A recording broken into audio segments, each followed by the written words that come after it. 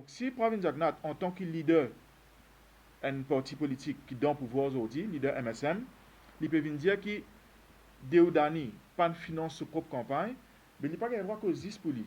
Parce qu'il est aussi accountable pour ce les autres candidats qui participent dans l'élection, et il est aussi accountable pour ce parti MSM.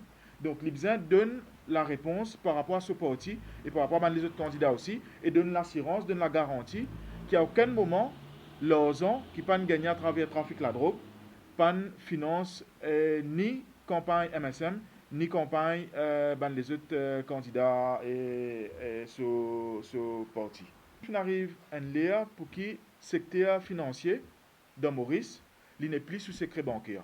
Le ministre Colanda Velu, il choisit pour faire le porte-parole de Alvaro Sobrino.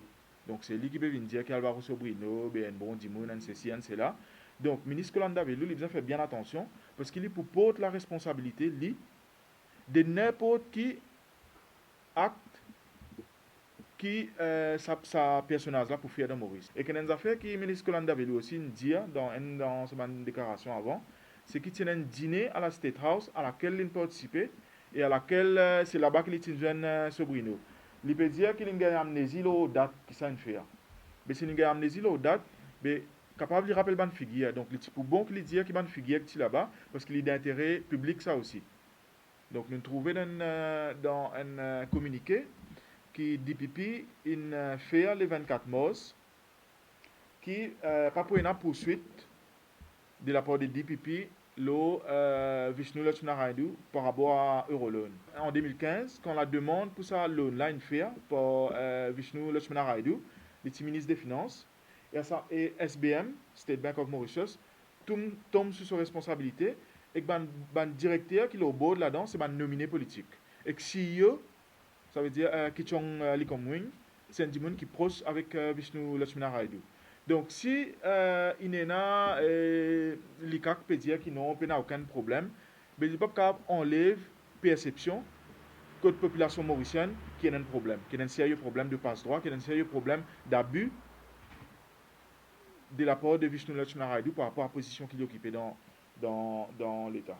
Nous avons trouvé qui, dans le rapport, le dit qui est dans le ministère Finances, début 2005, il louait 14 étages dans le bâtiment SICOM, un exemple mauvais donné.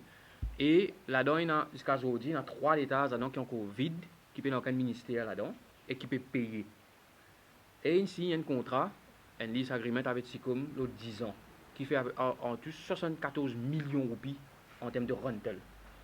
Mais quand nous lisons le rapport, là, il y a juste ça là-dedans. Juste un exemple pour vous donner. Hein. C'est qui, quand vous guette l'enseignement qui est déroulé, un coup prend une décision pour aller dans SICOM, après dire non, on ne peut pas aller là-bas, et non, tel l'État, c'est tel ministère pour prendre. Là, non, pas ce ministère qui vous prend. SICOM n'est que peut faire réparation, réarranger, jusqu'à même peut choisir, pour tirer carpet, pour mettre flot laminé, qui coûte pas million. En DO, ça 74 millions en termes de rental, de loyer, quantité de dépensée. Ça veut dire que ça ministère là pour là-dedans. La ministère là dit non, on ne va pas là-dedans, moi. Et l'autre ministère vient dire non, mais mon requirement, moi non, câblage télécom, câblage data, parquet, bizarre pas comme ça, mon bureau, bizarre comme ça, casse partition, remettre l'autre, une dépense énorme. C'est un gaspillage. Nous pensons que rapport le dit, les TICA fait un travail formidable, mais il y a un manquement, qui nous a une proposition pour faire, c'est qui rapport le dit faire le système, ce qu'on appelle Open Data. Open Data, c'est un concept qui déjà plusieurs gouvernements déjà appliqué dans le monde. C'est qui le document, ce document que nous gagnons PDF là, il est ouvert.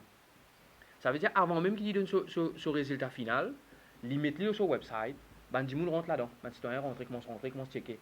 Et les citoyens capable de faire en parallèle ce qu'on appelle un audit citoyen.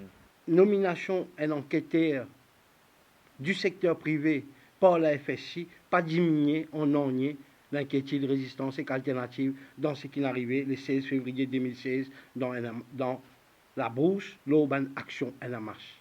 Et nous réitérons, nous demandons